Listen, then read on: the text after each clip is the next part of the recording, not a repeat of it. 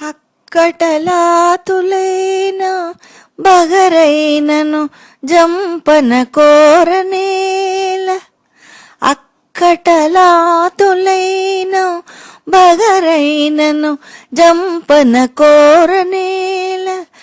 ఎండొక్క తెరంగులేదే ఎదియొప్పదే. ఎండొక్క తెరంగులేదే ఎదియొప్పదే.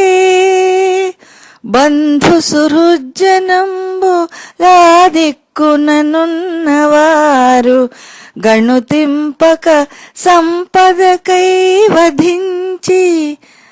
బంధు సుహృజ్జనంబు లాదిక్కుననున్నవారు గణుతింపక సంపదకై వధించి.